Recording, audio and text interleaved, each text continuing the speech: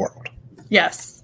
Not to be confused with A Whole New World from Aladdin. Not the same thing at all. No. So we'll jump right in. Yes. Brave New World is one of the, let's say, classic dystopian movies. It was written in 1931 by, my apologies to Mr. Huxley for what I said last week, by Aldous Huxley. So in the book, it's often considered one of the greats, one of the classics. Mm-hmm. So in the book, humans are genetically engineered to fill specific cognitive roles. So based on how you were engineered and how your embryo fetus was treated before your birth, all of that is to prepare you for what it is you're going to do in life. So in this society, all of the humans are. So, by the way, at least I will come back to this in a little bit. The whole notion of predestination can come in, and for those of you who aren't aware, I am an Arminian, not a Calvinist, and I will be taking the opposing viewpoint in this discussion. Anyway, counterpoint. There you go. So anyway, essentially throughout the movie, or excuse me, throughout the book, the protagonist is named Bernard, and so he, like some of our other protagonists, are discussing or experiencing some cognitive dissonance about this world that they live in, and so they're going through this experience and trying to essentially make sense of it. Carry on, Mrs. Bailey. So one of the things that's interesting about this book compared to the other dystopian things that we have read or movies that we've watched is there is not necessarily any presence of threat or presence of evil. The government does control who is born, what they do. They condition them after they're born as babies in order to fill the roles that they have for them. But there is no war. There is no big brother. There is not really anything bad happening. They have everything that they would need to feel happy. And the government rations out this drug called Soma for people to feel good. Everything is regulated. People are encouraged to be promiscuous. Children are encouraged to do erotic play. And there is nothing wrong with being promiscuous. They actually view parents and traditional family planning as something that is weird and almost disgusting to them. Actually, probably disgusting. Yes, that's the right word. But it's just a very interesting book because there isn't really like some counter plot against the government. It's more just, why is this the way that it is? And am I really free? Do I have choices? Would I rather be free or would I rather be happy? I think those are the two things that people have to think through in this world. Because they are happy. Because they have been groomed not from the time of their birth, from well before the time of their birth, to be made for the role that they're in. Literally made for the role that they're in. So Bernard is... Bernard, what's his last name? Marx. Oh. Interesting. And what's the girl that he hangs out with? What's her name? Lenina? Lenin? Oh, you don't say. There's also a Benito in there. Yeah, okay. And then, Good one. I see it now. I'm in for the names. He is he is an alpha plus. So as you can imagine, that means top of the not food chain, but he the highest rank in society. And the very you remember the entire caste system, like it goes from alpha plus. Is there a like gamma? Like is it Yes. It's alpha, beta, delta, gamma, and epsilon, I believe. Okay. And the very lowest one, the epsilons, are almost like drones. Like they have very, very little cognitive ability. They just do at what we would consider menial tasks. They are, again, not bred. The word I'm thinking is decanted, but that's not the right word. But that's what they say. Okay. Oh, okay. Wow, that came out of nowhere. So, anyway, they're made for these roles, and because they're in the roles they're made for, they don't have an issue with it. So it's really interesting, as you've already pointed out, how Huxley presents this to us. It's not a struggle. It's not a story of it's not a story in which the characters recognize themselves as being in something, a situation that's undesirable. He relies on us to juxtapose the society he describes with our own and with our ideals of what society should be. Indeed. So I want to come right back to predestination. So in this, just to carry on, in this text, that is, I wouldn't even say it's a theme. It's just the fact of. I think it is. Like, I think one of the departments is called predestination. Gotcha. I sit corrected. So again, in theology, there are theological schools of thought that discuss predestination as a theological concept, that humans are predestined to live the lives that they live. Mm-hmm. The counter philosophy is the concept of free will, that humans are free to make their own choices, and consequently the choices they make mean that they are responsible for the choices they make. And most people struggle to see that entire issue as one of being purely binary. I think it would be difficult to say. I don't know many people who say humans are predestined to be the way they are, and they have no choice in what they do. You know, like when you went to get dinner tonight, you were always going to get that cup of water. Even you thinking about it, you thought you were thinking about it, but it was a foregone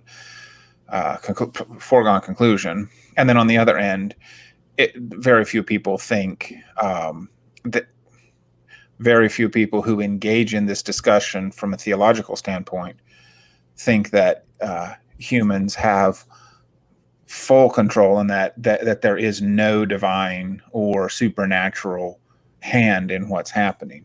Mm-hmm. So there's kind of this scale between the two. So it's interesting to me that this book kind of looks at this idea of what would happen if everyone in a society was literally predestined for whatever it was they were doing.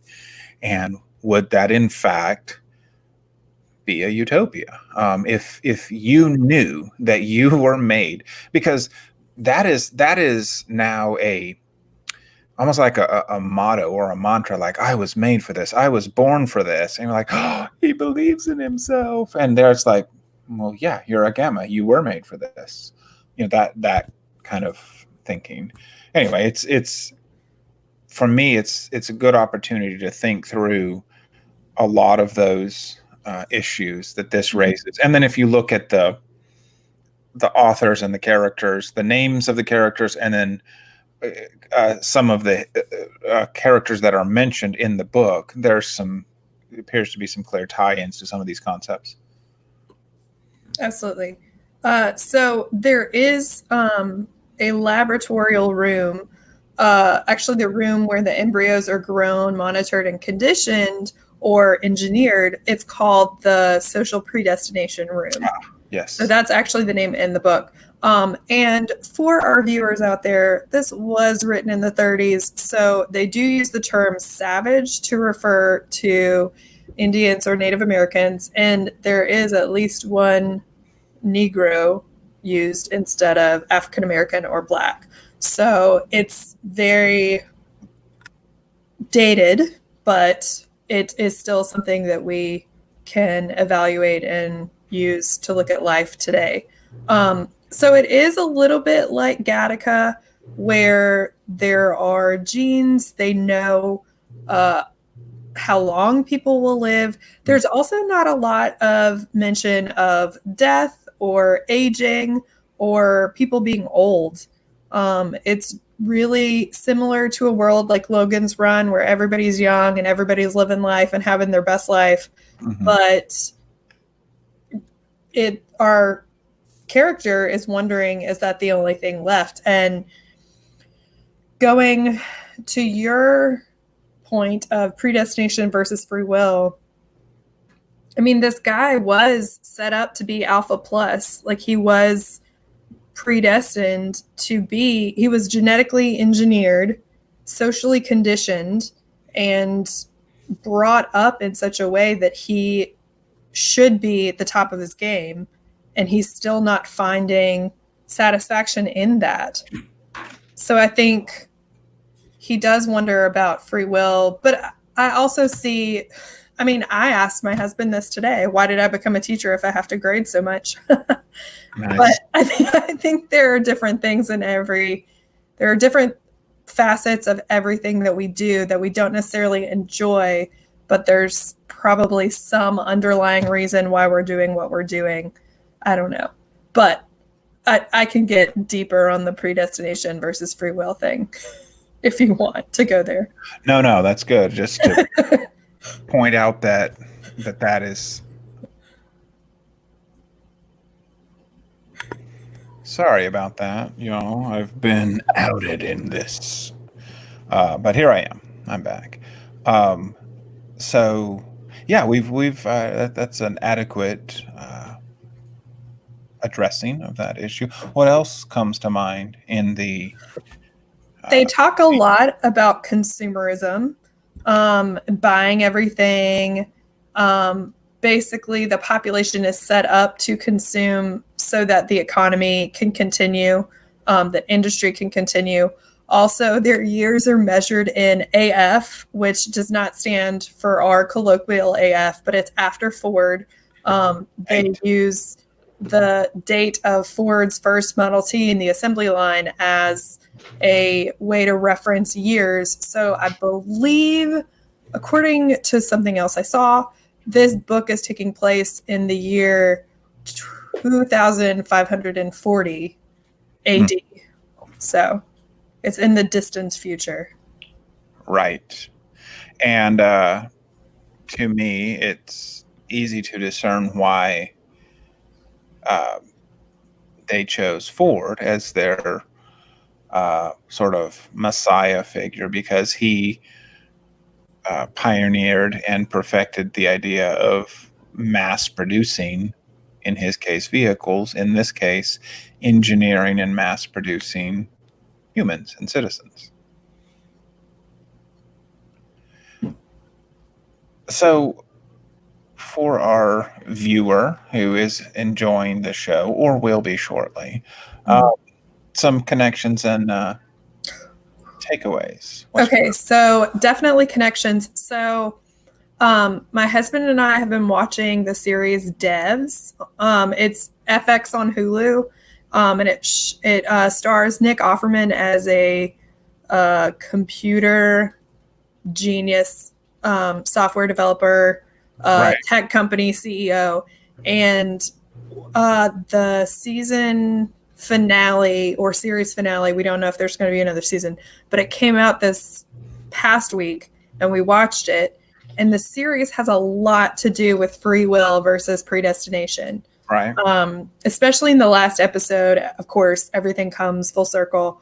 But it's very interesting to see that interpretation of actually the story of Adam and Eve. The director and writer of Devs is the director and writer of Ex Machina. So talking a lot about technology, the choices that we make, things like that. That was a connection for me. And again, we're seeing in a future dystopia how they have amazing technology and appliances for personal use. Like in the locker room, it kind of reminded me of how Sam Lowry got ready in the morning in Brazil with the kitchen. So again, there is hope in the future that we will have automated machines to help make our life easier. Our future from 2020 or the future of 1930? The future of 1931.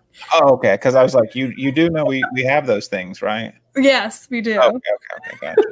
Like the little machine that the Internet of Things, by the way, people. Right. Not familiar with the Internet of Things. The little computer. Oh, well, that. But then how your house, most residences have a minimum of 10 objects that are connected to the interwebs. You know, your coffee maker and possibly your doorknob or your doorbell, your light bulbs, etc. Anyway, so yeah, this is where we are now. For me, a connection here is similar to what you're saying and to what we've just been talking about, which is the danger of the creep of personal happiness or satisfaction, whatever you want to say, that our freedoms will almost certainly not be stolen from us, or we will not be forced to give up our freedoms. We will give them up very willingly. Yes, Mark, I will tell you when my birthday is, and I will put multiple pictures of myself through time. Yes, Jack, I will tell you the things that you want to know about me, and all the others. And there's some other books and movies that we will watch moving forward or later in the show. So I'm actually, Westworld is coming up later in the show, and I'm rewatching season 2 right now. And then if you also, I don't know if you've read Ready Player One, please read the book before you watch the movie. Book's always better. But these are two examples of the idea of being in a fully submersive world. And in Ready Player One, there's this idea of haptic suits that allow you to experience the thing completely immersively. And randomly, what popped up on as an ad for me a couple weeks ago, except essentially a haptic. It's a strap. It's not a full suit, but they do make vests. So for gamers, a fully immersive thing. So if visually you're fully immersed in the game, and then you feel like you're in the game, and so Fortnite has been around, and my kids are playing. What are you guys playing? There's a child here. Roblox. There she is. Roblox. You know, so these are entire worlds. So what happens when this happens? That we will voluntarily go into these worlds, and our avatar is more real to us than our real self. So to me, this novel, Brave New World, provides an early view of that. In that the entire world is not real as we perceive it to be real. Oh yeah. So again, the point I was trying to make is when our freedoms are fully lost, there will be little protest. And by the way, of course, we're going to give up our guns. We're going to give up all our guns because in Fortnite or Roblox or whatever it is we're in, we will all have amazing guns. So why will we need our physical guns? So we will trade it. My stage manager is correcting me as I go. No guns in Roblox. No guns in Roblox. So that will not be the no one. guns in Minecraft. I don't think. What's that? No guns in Minecraft. So it will clearly not be one of those, but Right. World of Warcraft or yes, what's or the other Final Fantasy. Some of those, and rest assured that the technology to make all of that real is furiously under development, and after that, it's to me, it's merely a matter of how quickly it can become universally affordable. Right. And so to just go down that rabbit trail and get a little dark, literally, as unlike earlier, that's yeah. So that's my takeaway is we need to beware our voluntary surrender of our freedoms. Mm. One of the things we didn't talk about, which my husband brought up the other day, was how in a lot of these dystopian books, the dissolution of the traditional family unit is kind of one of the starting points of how the state takes control of the population. Whether it's like the Matrix, where they breed humans to be batteries, or like in Fahrenheit 451, there's one woman that guy yells at because she's had like multiple abortions. Here in Brave New World, people aren't in homes or families. They're just basically like a giant test tube of children. And Right. then they're even conditioned once they're born. They're treated by nurses, and then they live basically like in a summer camp with lots of bunk beds, and they're being indoctrinated while they sleep. Right. So that was something that stuck out to me.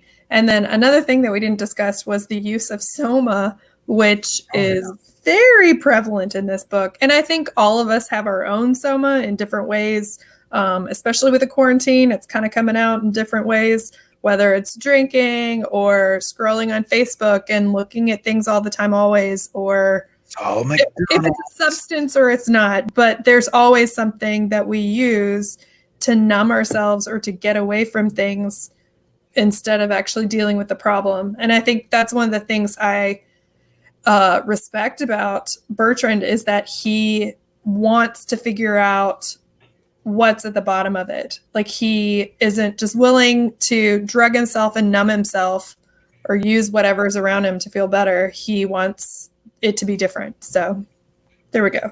Absolutely. Love it. Soma. Fantastic. Okay. What do we have on tap for Friday of this week? Soylent Green. I watched the movie over the weekend. Gotta say, it's a good one. It's a good one. So y'all are not going to want to miss it. Of course. So we hope that you will tune in at 8:00 this Friday, April 24th, for our discussion of Soylent Green. Yes. Have a great night, everybody. Thanks for watching.